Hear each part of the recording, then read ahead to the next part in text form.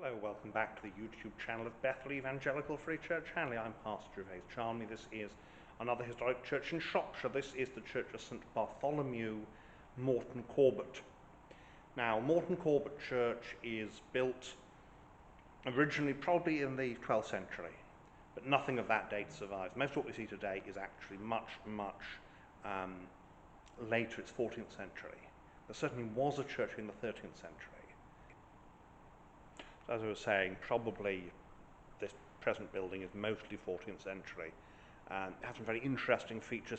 Now, Moreton Corbet is, as the name suggests, Moreton means the township on the moor, and Corbet is the name of a family, and it's the township on the moor that belongs to the Corbet family. Their castle, the ruins are still located next to the church on the south side, but, of course, this building, the castle is now in ruins, but many of the memorials can be found in the church.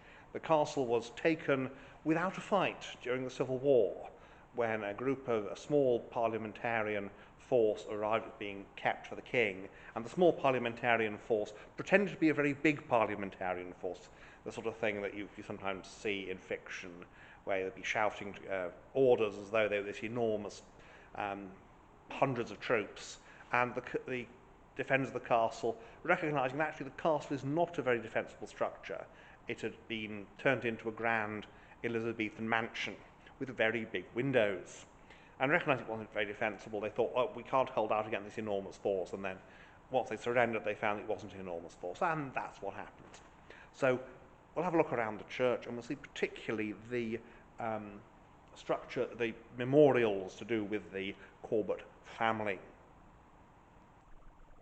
As usual, then we start at the west end, and this is a church where there's a very, very big south aisle, and then off that there is the Corbet chapel, which we shall see in due course. But first of all, we'll go to the east end, and you can see you've got this artificial, I suspect, garland over the chancel arch. The pulpit is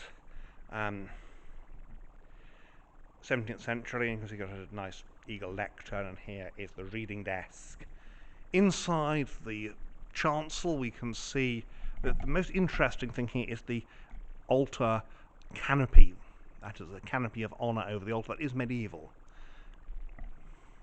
The stained glass is Victorian, but we do have quite a good evocation of a medieval structure. This rather fun bit of there's an Annunciation here. You see, there's Gabriel, and there is Mary, and then we've got these elephants, because why not elephants?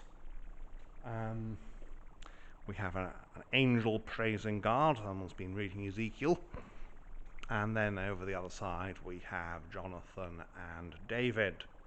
So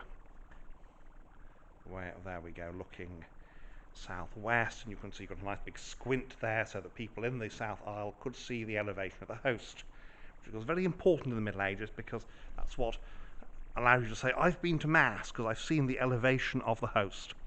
Now, you can't in fact go through there. You've got to go all the way down to the west end. See a nice little organ at the, well, not so little organ actually here, and fragments of stained glass making up then this screen. And then we've got the Corbet memorials. Now, I'm not going to say who every one of them is, but we have here Richard Corbet and his wife Margaret. Here we have the memorial to Walter Robert Corbet, captain of the 49th Regiment of Foot, youngest son of Sir Andrew Vincent Corbet, Baronet, born Acton Rennell. That's where the family moves to after giving up the castle here. And he was at Inkerman, so he's at what is generally known as the Crimean War, actually better the war with Russia, because it wasn't just in the Crimea. And then we have all these memorials, later memorials, and then the font, which is a rather nice bird bath type. And the other big one here, see a lovely big stained glass window. And here again they're painted, which is what they ought to be. They're supposed to be painted And you can see here that they are lying on their tomb chest. Sir Andrew Corbet, Baronet Acton Reynolds, because they keep up the connection with Moreton Corbet. This is the Corbet Chapel, and really the Corbet Chapel was, see, it is their private chapel, but it's a private chapel that was their family pew. You can see here we've got a Richard Corbet, here he is, and he dies in 1691.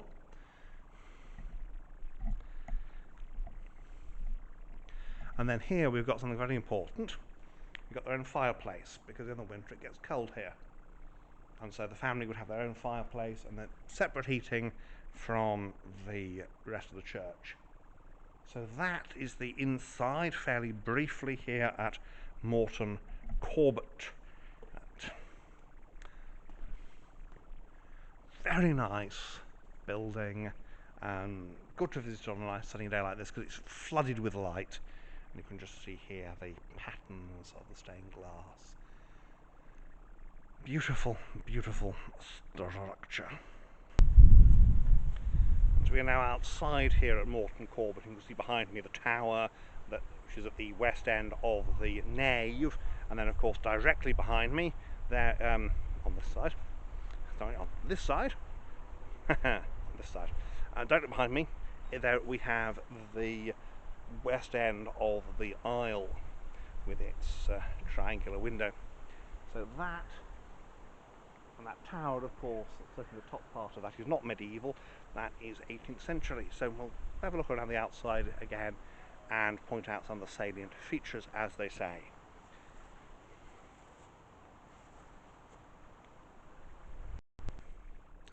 So this is the west end at Moreton Corbet, and just over there is the old parsonage, and there's the Corbet Chapel sticking out on this side.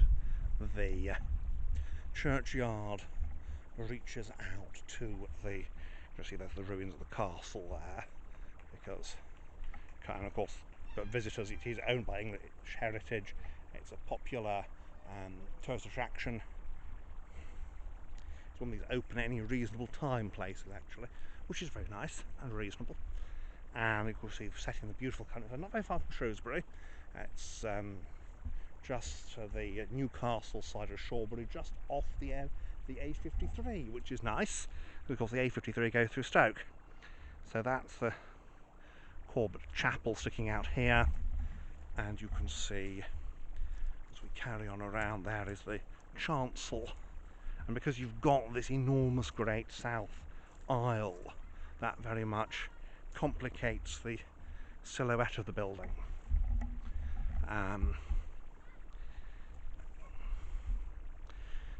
Beautiful setting. The church looks out, and just beyond there you may just be able to catch a glimpse of the tower of the church at Stanton upon Hine Heath, which is the next village. Very peaceful country churchyard, and there's a, oh, there goes a hare. There is a rather shattered family tomb. The old parsonage. So that then is Moreton Corbet Church, St Bartholomew's. Rather nice. And yes, some bits of it are Norman, but most of it is later. So there we have it.